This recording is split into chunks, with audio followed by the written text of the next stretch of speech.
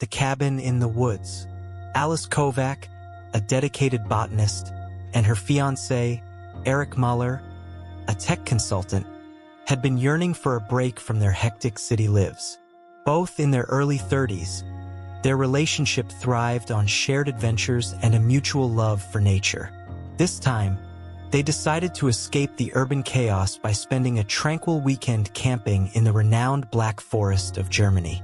As they drove away from the bustling streets of Berlin, the anticipation of a serene getaway filled the car. The forest, with its rich history and mysterious allure, promised the perfect refuge. Arriving at the edge of the Black Forest on the crisp morning of October 13, 2024, they were greeted by towering trees, their gnarled branches intertwined like ancient fingers. Venturing deeper into the forest, the dense canopy above began to block out the sunlight, casting eerie shadows on the forest floor. The air grew cooler and the silence, punctuated only by the occasional rustle of leaves, wrapped around them like a shroud. Alice, ever the botanist, couldn't help but marvel at the diverse flora, even as an unspoken sense of unease began to settle in. Eric, noticing the palpable tension, squeezed her hand reassuringly. They had come here for peace, but the Black Forest seemed to whisper secrets of its own. Unbeknownst to them, their journey was about to take a sinister turn. As the afternoon sun dipped lower, casting long shadows through the dense forest, Alice and Eric continued their hike deeper into the heart of the Black Forest. The path grew narrower and less distinct, swallowed by the encroaching undergrowth. Just as they began to consider turning back, Alice spotted a structure through the trees. Half hidden by ivy and moss, an old cabin stood in a small clearing. Its wooden walls, darkened by age and decay, seemed to lean precariously, as if barely holding together. Intrigued and slightly uneasy, they approached the cabin, its door hanging ajar with a creaking sound that echoed in the stillness. Inside, the air was thick with the scent of damp wood and rot. Dust motes floated in the dim light that seeped through cracks in the walls. Alice's footsteps echoed on the creaking floorboards as she cautiously explored the single room. Eric, following closely, noticed strange, archaic symbols carved into the walls, their meaning lost to time but exuding an eerie significance. Their sense of foreboding intensified when Alice stumbled upon a small pile of bones in a corner. Human bones, unmistakably aged but unmistakably human. The chilling realization dawned on them.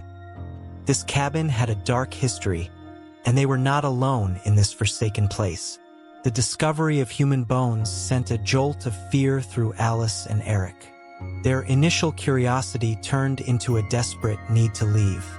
"We have to get out of here," Eric whispered, his voice trembling. Alice nodded, her eyes wide with fear. They hurried towards the door, but before they could reach it, they heard the crunch of footsteps outside. Peeking through a crack, Eric saw a disheveled man approaching the cabin, carrying a crude, blood-stained knife. Panic surged as they realized this must be the psycho who used the cabin. They ducked behind a tattered piece of furniture, barely breathing as the door creaked open. The psycho entered, muttering to himself in a low, guttural tone. Alice strained to hear and caught fragmented phrases about power, sacrifices, and an ancient ritual.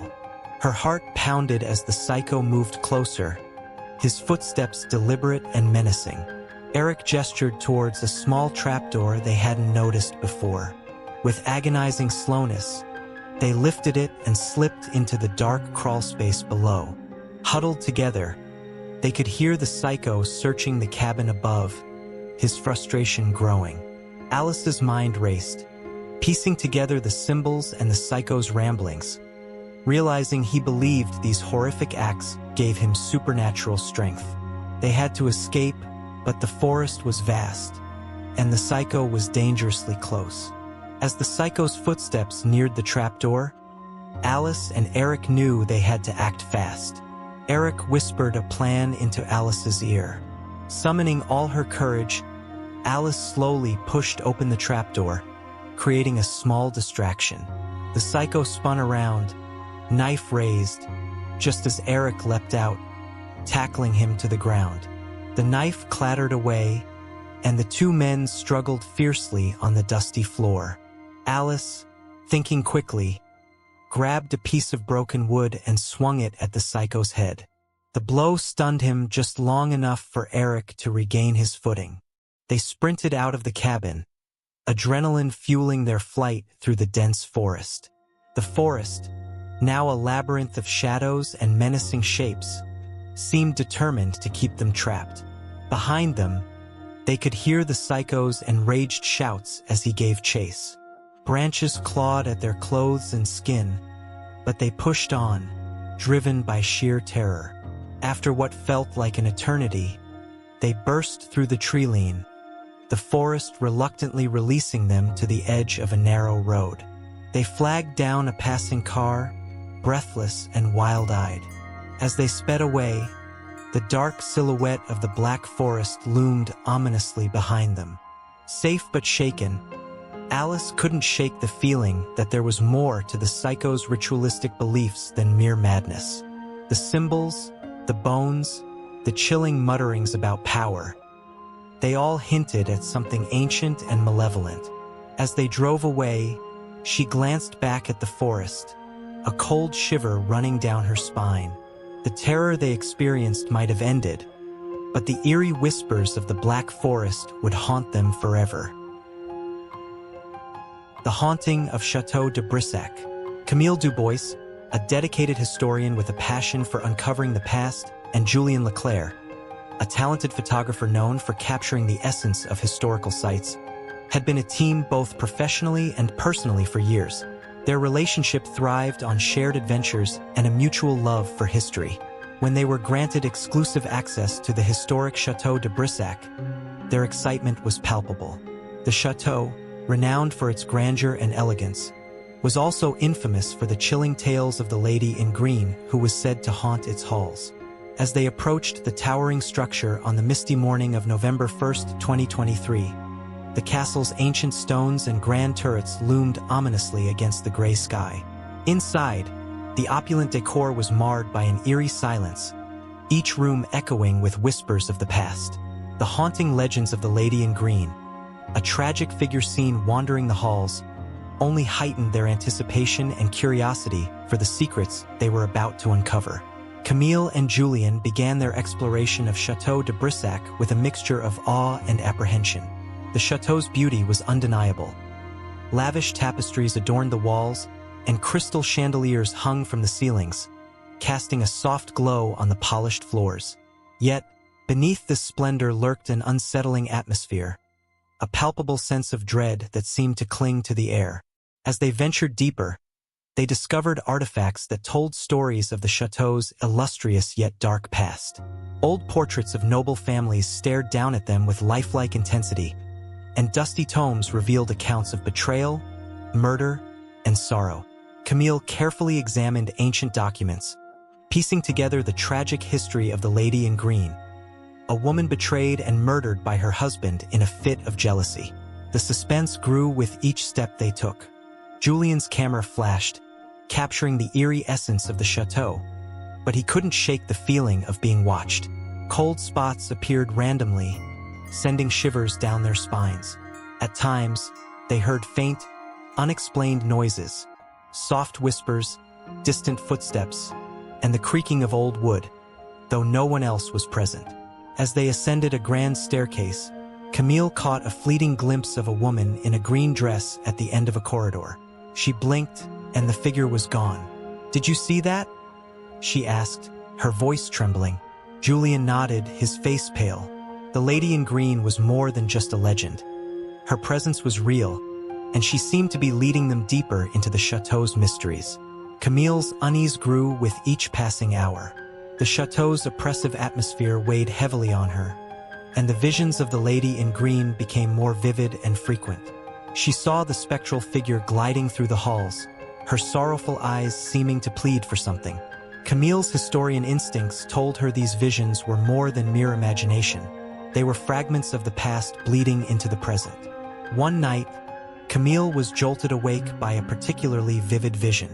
The lady in green stood at the foot of her bed, her finger pointing towards a tapestry in the hallway. Camille, driven by a mix of fear and curiosity, followed the ghostly direction. She tugged at the tapestry, revealing a hidden door behind it. With trembling hands, she pushed it open and descended a narrow, winding staircase that led deep into the chateau's foundations. The air grew colder and more suffocating as she descended. Finally, she reached a heavy wooden door. Camille pushed it open, her heart pounding. Inside the hidden chamber, illuminated by the flickering light of a single candle, lay Julian's lifeless body. He was dressed in ornate, centuries-old noble attire, his face eerily peaceful. Camille's breath caught in her throat as she stumbled backward. The chamber's walls were adorned with the same tragic symbols and portraits of the lady in green. As Camille's eyes darted around, the lady in green appeared again, her presence filling the room with a chilling sorrow. In that moment, Camille understood. Julian was the reincarnated lover of the lady in green, destined to die in the chateau every 100 years. She had unwittingly become part of a cycle of tragic love and death, bound to document this tale for eternity. The lady in green materialized fully, her ethereal form glowing with a mournful light. "Julian," she whispered, her voice echoing with centuries of sorrow. She revealed their tragic past. A love affair doomed by jealousy, resulting in her murder and Julian's eternal curse to die and be reborn, repeating the cycle every 100 years. Camille's horror and despair deepened as the full weight of the revelation settled on her. She dropped to her knees beside Julian's lifeless body, tears streaming down her face. The lady in green reached out, her spectral hand passing through Camille's, imparting the knowledge that Camille was now the keeper of this tragic tale. As the lady in green faded, Camille realized her fate.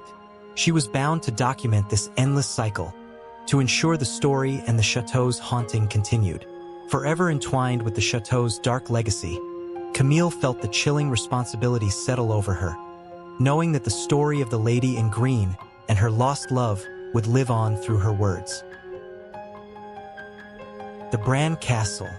Alexei Ivanov, a renowned architect known for his expertise in restoring historical buildings, and Anya Petrov, a dedicated historian with a passion for uncovering hidden truths, had been partners in both their professional and personal lives for over a decade.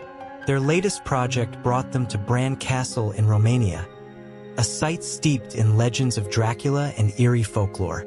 Their excitement was palpable as they arrived at the castle on the frosty morning of December 21, 2023. The responsibility of renovating such an iconic landmark filled them with a sense of honor and anticipation. The castle loomed before them, its ancient stone walls and towering spires casting long shadows on the snow-covered ground. Inside, the atmosphere was thick with history. Dark corridors twisted through the castle, their silence broken only by the occasional creak of old wood. Ornate tapestries and centuries-old portraits lined the walls, illuminated by the dim, flickering light of antique chandeliers. The chilling winter air seeped through cracks in the stone, adding to the castle's ominous presence.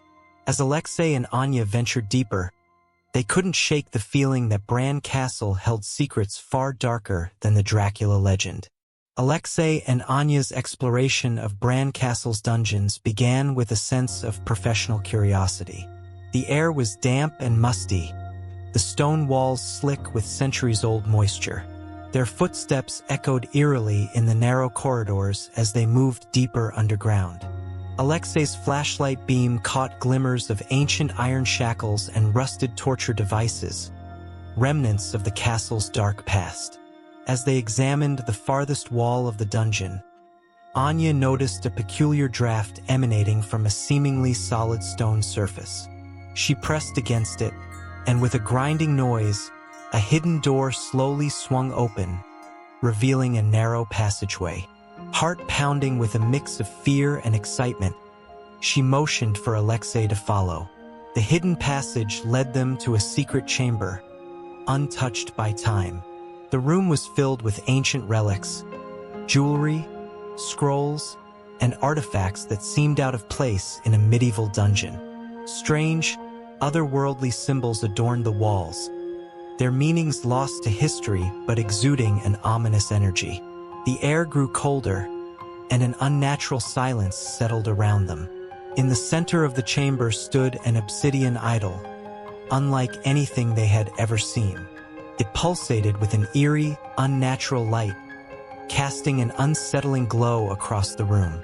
Alexei and Anya exchanged uneasy glances, both feeling an inexplicable pull towards the artifact. Alexei reached out, but a sudden wave of dread washed over him, causing him to hesitate. Anya, equally transfixed, felt a chill run down her spine as she sensed the idol's otherworldly power. This discovery, they realized, was far beyond the realm of ordinary historical renovation. Alexei's unease grew day by day. The more time he spent near the obsidian idol, the more vivid and terrifying his visions became. He saw alien landscapes with skies of swirling, unnatural colors and monstrous entities that defied comprehension. These visions plagued his nights and began to seep into his waking hours, leaving him pale and restless. Meanwhile, Anya delved into intense research, desperate to understand the strange symbols and the nature of the idol. She pored over ancient texts and obscure references, piecing together a disturbing narrative. The symbols and relics suggested that the idol was a conduit to an ancient cosmic entity, an eldritch being that predated humanity itself. This entity, according to the fragmented lore, had been worshipped by a long-forgotten civilization that believed it held the power to influence and corrupt reality. As Anya's understanding deepened, the entity's influence over Alexei intensified. He found himself drawn to the idol, unable to resist its eerie glow. His once clear and rational mind became clouded with dark thoughts and strange compulsions. The alien landscapes and monstrous entities from his visions felt increasingly real, as if he were slipping into another realm entirely. Anya noticed the changes in Alexei with growing alarm. His eyes, once filled with determination and warmth, now held a distant, haunted look. He spoke of the visions with a mix of fear and reverence, as if the entity were calling to him, drawing him into its otherworldly grasp. The line between reality and the eldritch horrors of his visions began to blur, and Anya knew she had to act quickly to save him from the cosmic doom that threatened to consume his very soul. Desperate to save Alexei from the entity's grasp, Anya devised a plan to destroy the obsidian idol. She believed that by doing so, she could sever the connection and prevent the awakening of the cosmic horror. One stormy night, as Alexei lay in a restless sleep tormented by visions, Anya took a heavy mallet and descended into the secret chamber. With a determined swing, she struck the idol. A crack splintered across its surface, and the eerie light within it flared violently. But instead of extinguishing the entity's power, the idol's destruction unleashed it. A low, otherworldly hum filled the chamber, growing into a deafening roar. The ground trembled, and a blinding flash of light erupted from the shattered idol, tearing open a dimensional rift in the fabric of reality. The rift revealed a nightmarish landscape of twisted, alien geometry and skies swirling with colors unseen on Earth. Monstrous entities, the same ones from Alexei's visions, began to emerge, their forms defying logic and instilling an instinctual terror. Tentacles, eyes, and grotesque appendages reached through the rift, heralding the arrival of the ancient cosmic horror. Anya stared in horror, realizing her grave mistake. Instead of saving Alexei and stopping the entity, she had hastened its arrival.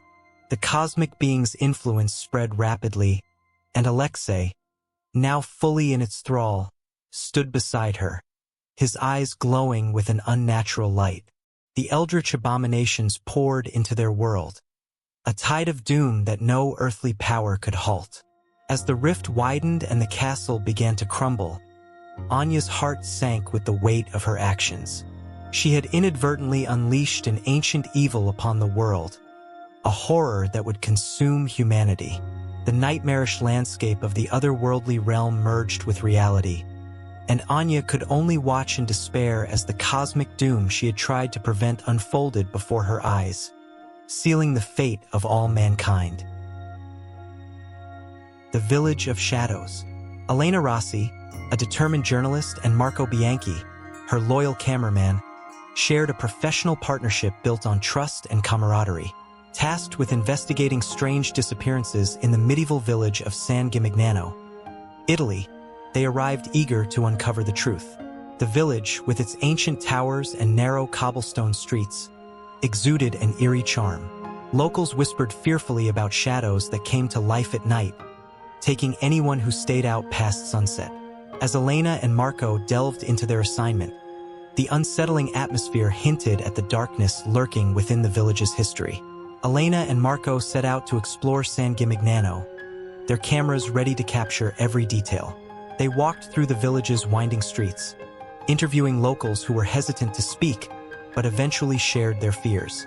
An elderly woman recounted how her grandson vanished while walking home after sunset. A shopkeeper whispered about seeing shadows moving with a life of their own, dragging a neighbor into the darkness. Each story echoed the same chilling pattern. Those who stayed out past sunset were never seen again. The suspense grew with each account, as Elena and Marco pieced together the terrifying puzzle. The villagers consistently mentioned the shadows, and their fear was palpable.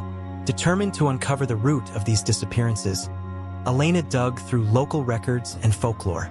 In the dusty archives of the village library, she found an ancient manuscript detailing the legend of a witch who had cursed San Gimignano centuries ago. According to the tale, the witch was executed unjustly, and with her dying breath, she cursed the village, vowing that her spirit would return through the shadows to claim revenge. The manuscript described strange symbols and rituals associated with the curse, hinting at a supernatural force beyond human understanding. This discovery set the stage for the chilling events that were about to unfold, as Elena and Marco realized they were dealing with something far more sinister than they had anticipated. As dusk settled over San Gimignano, the village's usual quiet turned into an eerie silence. Elena and Marco felt the weight of the encroaching darkness pressing in around them. The villagers had already retreated indoors, their windows shuttered tightly against the night. The tension was palpable, and Elena's unease grew with every passing minute. Suddenly, Marco was snatched by a mass of writhing shadows that seemed to come alive around him. Elena screamed as he was pulled into the darkness, his frantic shouts echoing through the empty streets before being abruptly cut off. Heart pounding and tears streaming down her face, Elena was left alone in the chilling silence. Desperate to save Marco, Elena raced through the village, her mind racing for any clue that could help her. She recalled the manuscript's mention of an ancient ritual and made her way to the local library, hoping to find more answers. Ransacking the dusty shelves and old volumes, she finally unearthed an ancient grimoire, its pages filled with arcane symbols and incantations. By the flickering light of a single candle, Elena deciphered the ritual meant to confront the witch. The grimoire detailed a complex ceremony that could summon and bind the malevolent spirit. As she read, a sense of urgency overwhelmed her. She knew she had to act quickly to save Marco and possibly end the village's curse once and for all. With the grimoire clutched tightly in her hands, Elena steeled herself for the confrontation that lay ahead, driven by a fierce determination to rescue her friend from the grasp of the living shadows. Elena, trembling with determination, gathered the ritual's components and performed the incantations from the grimoire in the village square. As the final words left her lips, the shadows coalesced, and the ghostly figure of the witch appeared before her. The witch's eyes locked onto Elena, a knowing smile spreading across her spectral face. In that chilling moment, Elena realized she was the witch's reincarnation, destined to fulfill the curse she had once set in motion. Marco, freed from the shadows but witnessing the transformation, stared in disbelief. "No, this can't be," he muttered, his shock turning to resolve. "Elena, you must be stopped." He lunged at her, desperate to end the cycle of horror. In the ensuing struggle, Elena, acting purely on instinct, pushed him away, and he fell, striking his head on a stone, lose his life a minute later. The realization of what she had done shattered Elena's sanity. She cradled Marco's lifeless body, her mind unraveling with grief and the horrifying truth of her identity. The villagers, witnessing the tragedy, knew the curse was far from over. Elena's descent into madness sealed San Gimignano's fate, ensuring the shadows would continue to haunt the village, claiming more lives as the cursed legacy persisted.